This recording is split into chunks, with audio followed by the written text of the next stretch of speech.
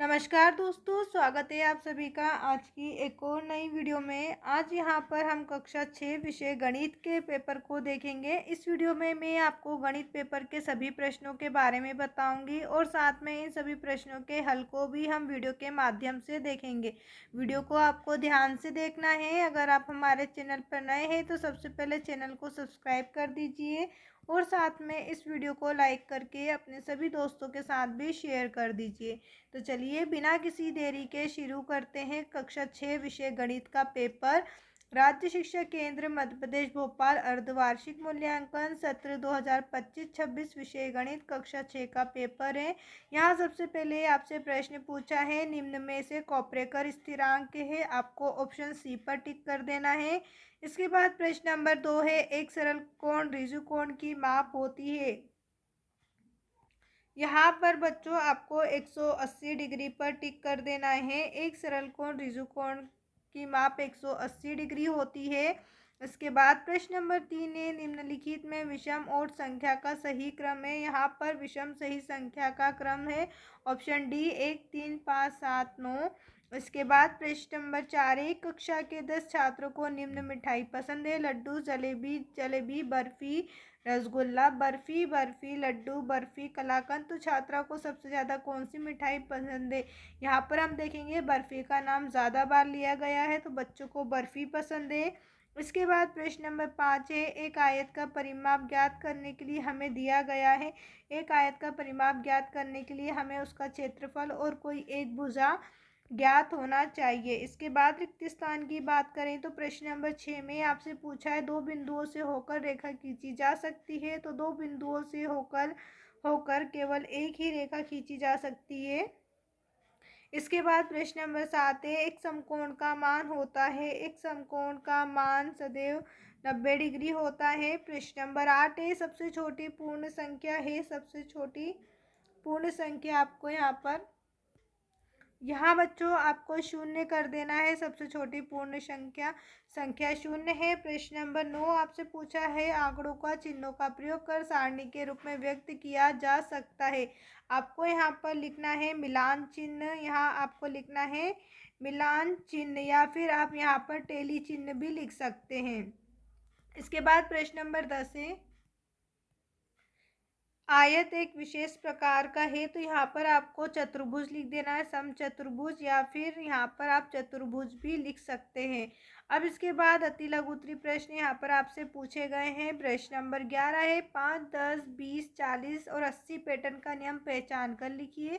आपको यहाँ पर लिखना है प्रत्येक अगली संख्या पिछली संख्या की दुगुनी है।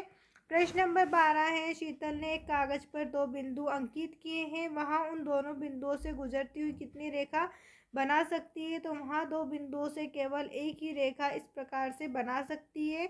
इसके बाद प्रश्न नंबर 13 है, घड़ी में 1 बजे सुइयों के बीच 30 डिग्री का कोण होता है, क्यों?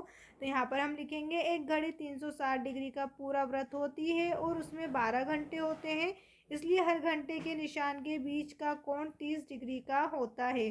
प्रश्न नंबर 14 है, बार ग्राफ और पेक्टोग्राफ में क्या अंतर है? तो पेक्टोग्राफ डेटा दर्शाने के लिए चित्रों या प्रतीकों का उपयोग करता है। पेक्टोग्राफ में क्या होते हैं, चित्र बना दिए जाते हैं, जैसे पेड़ है तो पेड़ का चित्र बन जाएगा या फिर कुछ भी प्रतीक चिन्ह बना दिए जाते हैं। जबकि ग्राफ डेटा को दर्शाने के लिए आयताकार पट्टियों का उपयोग होता है। आयताकार पट्टी आपने देखी होंगी, इस प्रकार की जो पट्टी होती है आयताकार पट्टियों को बना दिया जाता है ग्राफ में दर्शाने के लिए। तो यहाँ पर आपको अंतर बताना हैगा बार ग्राफ और पेक्टोग्राफ में। अब इसके बाद प्रश्न नंबर 15 है, संख्या 8536 संख्या 4 से विभाज्य है या नहीं? तो यहाँ पर आप देखिए जो 36 से पीछे के दो अंक वो 4 से विभाज्य। अगर पीछे के दो अंक 4 से विभाज्य है तो यहाँ पूरी संख्या भी 4 से विभाज्य होगी। आपको यहाँ पर इस तरीके से आंसर बता देना है। प्रश्न नंबर 16 है, यदि एक त्रिभुज का परिमाप 55 सेंटीमीटर और दो भुजाओं की लंबाई क्रमशः 20 सेंटीमीटर और 14 सेंटीमीटर है तो तीसरी भुजा की लंबाई ज्ञात कीजिए। यहाँ पर तीसरी भुजा की आपकी लंबाई 21 सेंटीमीटर निकलेगी। आपको इस तरीके से क्वेश्चन को सोल्व कर देना है बच्चों। अब इसके बाद अगला प्रश्न है लघु उत्तरीय प्रश्न। प्रश्न नंबर 17 है, निम्नलिखित संख्या में अगली तीन संख्याएं क्या होगी। यहाँ पर आपको पैटर्न पहचानना और अगली तीन संख्या लिखना है। तो दिए गए श्रृंखला में अगली तीन संख्या 17, 19 तथा 23 होंगी, क्योंकि ये क्रम से आने वाली अगली अभाज्य संख्या है जो केवल एक और स्वयं से ही विभाजित होती है। यहाँ पर आप देखेंगे दो सिर्फ दो से ही विभाज्य होगा या फिर एक से, उसके बाद 3, 5, 7, 11, 13, फिर यहाँ पर आपको लिखना है 17, 19 और उसके बाद 23। इसके बाद प्रश्न नंबर 18 है, एक समबाहु त्रिभुज का प्रत्येक आंतरिक कोण कितना होता है। तो एक समबाहु त्रिभुज का प्रत्येक आंतरिक कोण 60 डिग्री का होता है, क्योंकि इसके तीनों कोणों का योग 180 डिग्री होता है। इसके बाद प्रश्न नंबर 19 है, 19 करने से पहले अगर अभी तक आपने हमारे चैनल को सब्सक्राइब नहीं किया है तो पहले चैनल को सब्सक्राइब कर दीजिए और साथ में इस वीडियो को लाइक करके अपने बाकी सभी दोस्तों के साथ भी शेयर कर दीजिए। संख्या में एक संख्या में से 7 घटाने पर वहाँ 9 हो जाती है, वहाँ संख्या ज्ञात कीजिए।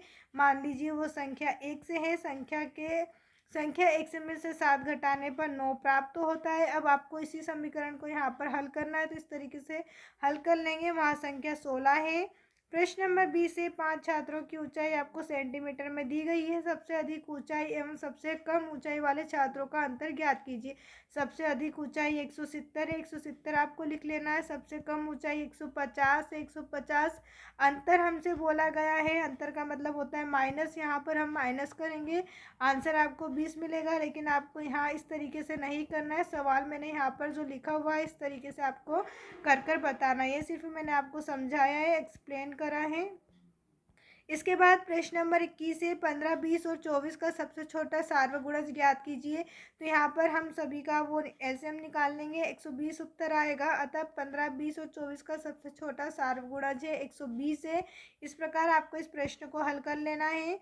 प्रश्न नंबर 23 से एक वर्ग का क्षेत्रफल 36 वर्ग सेंटीमीटर है, इसकी भुजा का माप क्या होगा।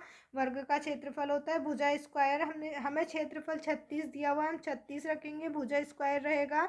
भुजा पर से स्क्वायर हटाएंगे तो 36 पर करनी चलेगी और 36 का हम क्या निकाल लेंगे, वर्गमूल निकाल लेंगे। जब हम 36 का इस प्रकार से वर्गमूल निकालेंगे तो यहाँ पर हमारे पास 6 आंसर मिलेगा। अतः वर्ग की भुजा 6 सेंटीमीटर होगी। इस प्रकार से आपका ये आंसर कंप्लीट हुआ। इसके बाद यहाँ आपको दीर्घोत्तरी प्रश्न 5 नंबर में पूछे गए हैं। प्रश्न नंबर 23 है, 4, 7, 0 और 3 अंकों का उपयोग करके 4 अंकों की सबसे बड़ी संख्या और सबसे छोटी संख्या बनाइए एवं उनका योग ज्ञात कीजिए। तो यहाँ पर हम सबसे बड़ी संख्या बना लेंगे 7430, सबसे छोटी संख्या बना लेंगे 3447, 3047। दोनों संख्याओं का योग ज्ञात करना है, दोनों को जोड़ देंगे, आंसर आपको लिख देना है 10,477। अब इसके बाद अगला प्रश्न है प्रश्न नंबर 24, किसी विद्यालय की प्रत्येक छात्र में छात्राओं की संख्या एक चित्रलेख द्वारा दर्शाई गई है। इस चित्रलेख को देखकर निम्नलिखित प्रश्नों के उत्तर दीजिए। यहाँ पर आपको सिर्फ चित्र दिए जाएंगे, ये सभी मान मैंने निकाले ताकि हमें आगे क्वेश्चन करने में आसानी हो। तो यहाँ पर आप देख लीजिए सभी संख्या, यहाँ पर आपसे पूछा गया है किस कक्षा में छात्रों की संख्या न्यूनतम है। तो यहाँ पर आप देखेंगे कक्षा 8 में छात्रों की संख्या न्यूनतम 6 है। इस प्रकार हमने सभी क्वेश्चन सभी प्रश्नों के आंसर लिखे हैं। आप चाहें तो इसका स्क्रीनशॉट ले लीजिए या फिर अपनी कॉपी में भी लिख लीजिए और साथ में हमारे चैनल को भी सब्सक्राइब कर दीजिए और वीडियो को भी लाइक कर दीजिए। अब इसके बाद प्रश्न नंबर 25 से संख्या 2, 3, 4, 5, 10 की विभाज्यता का परीक्षण का वर्णन कीजिए। तो पहले हम 2 का करेंगे, उसके बाद 3, फिर 4 का, इसी प्रकार हम सभी संख्याओं का परीक्षण करेंगे। पहले 2 से विभाज्यता का हम परीक्षण करेंगे, इसके बाद यहाँ पर आपको 3 से विभाज्यता का परीक्षण करना है, फिर 4 से विभाज्यता का परीक्षण, 5 से विभाज्यता का परीक्षण और 10 से विभाज्यता का परीक्षण। इसके बाद प्रश्न नंबर 26, एक आयताकार नारियल वाटिका 100 मीटर लंबी और 50 मीटर चौड़ी है। यदि प्रत्येक नारियल के पेड़ के लिए 25 वर्ग मीटर जगह चाहिए तो इस वाटिका में अधिकतम कितने पेड़ लगेंगे। यहाँ पर हमें लंबाई और चौड़ाई दोनों दी गई है, तो हम इसका सूत्र लगा देंगे, लंबाई गुणित चौड़ाई का आंसर आपको 5000 मीटर मिलेगा। अब इसके बाद हम करेंगे कुल क्षेत्र में जो हमें 25 वर्ग मीटर जगह दी गई उसका भाग लगा देंगे, 5000 में हम 25 का भाग लगाएंगे, आंसर 200 मिलेगा। यानी कि अधिकतम कितने पेड़ लगाए जा सकते हैं, 200 पेड़ लगाए जा सकते हैं। उम्मीद है दोस्तों आपको हमारी ये वीडियो पसंद आई होगी। अगर अभी तक आपने हमारे चैनल को सब्सक्राइब नहीं किया है तो चैनल को सब्सक्राइब कर दीजिए और साथ में इस वीडियो को लाइक करके अपने सभी दोस्तों के साथ भी शेयर कर दीजिए।